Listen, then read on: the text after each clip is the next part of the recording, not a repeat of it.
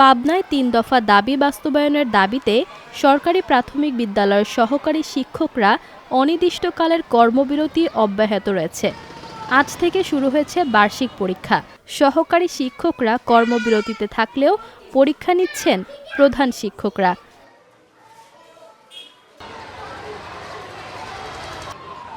গত বৃহস্পতিবার থেকে অনির্দিষ্টকালের কর্মবিরতি শুরু করেন সহকারী শিক্ষকরা। কোমলমতি শিক্ষার্থীদের পরীক্ষা ব্যাহত হচ্ছে স্বীকার করলেও তারা নিরুপায় বলে জানিয়েছেন। এটা আমাদের ন্যায্য দাবি, আমাদের আদায় না হওয়া পর্যন্ত আমরা কর্মবিরতিতে আছি, আমরা কর্মবিরতিতে থাকব। ইনশাল্লাহ আমাদের দাবি, আমাদের ন্যায্য দাবি আমাদেরকে দিতে হবে।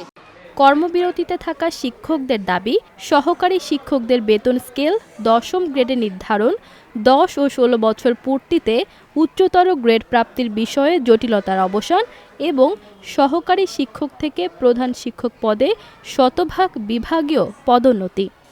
একটা শিক্ষক রাষ্ট্রের সবচেয়ে সম্মানী ব্যক্তি হওয়া উচিত এবং তার বেতন গ্রেডটা সেরকম হওয়া উচিত, কিন্তু আমাদেরকে সরকার বঞ্চিত করে রাখছে। আমরা দীর্ঘদিন ধরে আন্দোলন করি, কিন্তু কোনো আশ্বাস দেয় কিন্তু বাস্তবায়ন করে না।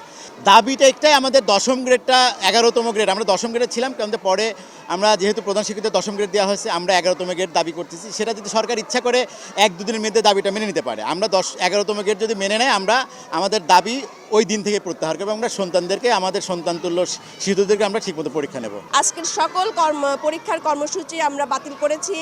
আমাদের ন্যায্য দাবি, আমাদের খুব সামান্য দাবি, এই দাবি কেন সরকার মানছেন না আমরা ঠিক বুঝতে পারি না।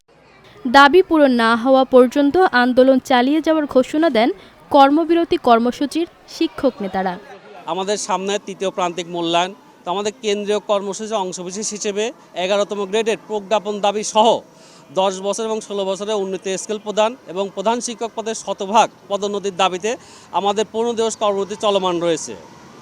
তো আমরা আশা করব বর্তমান সরকার আমাদের দাবি পূরণ করে অতি সত্বর সমগ্র বাংলার কোমলমতি শিশুদের পাশে পুনরায় আমাদেরকে যাওয়ার জন্য সুযোগ করে দেয়। আমাদের ছোট্ট একটা দাবি ছিল, এন্ট্রি পর 10ম গ্রেড ধরে আমাদের 11তম গ্রেড, এই 11তম গ্রেডটা দিয়ে দিলে আমাদের এই আন্দোলন করতে হতো না। বার্ষিক পরীক্ষা আমরা বর্জন করছি, এতে করে বাচ্চাদের ক্ষতি হচ্ছে, কিন্তু আমরা অসহায়। আমাদের কেন্দ্রীয় কমিটি ঘোষিত যে সিদ্ধান্ত, এই সিদ্ধান্ত বাস্তবায়নের জন্য আমরা আজকে রাজপথে নামছি।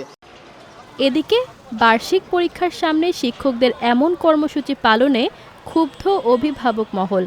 তারা বলছেন, বার্ষিক পরীক্ষা শুরু হলেও সহকারী শিক্ষকদের এমন সময় আন্দোলন কাম্য নয়।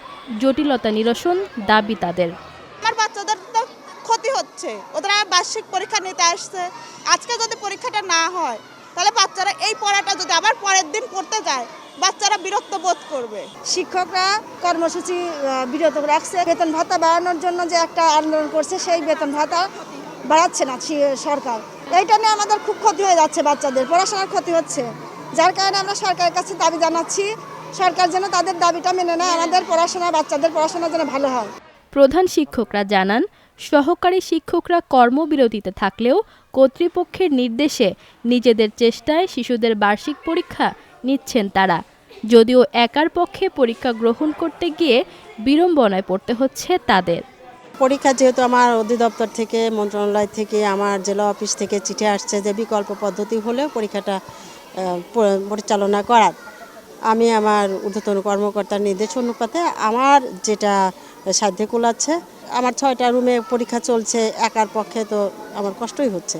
তারপরেও যেহেতু ঊর্ধ্বতন কর্মকর্তাদের নির্দেশ, বিকল্প পদ্ধতি ব্যবহার করে আমি আমার কৌশলে পরীক্ষাটা পরিচালনা করছি।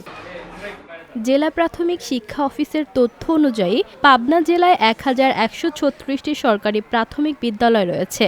সহকারী শিক্ষকদের এই আন্দোলন অনেকটাই জটিলতায় ফেলে দিয়েছে শিক্ষার্থীদের।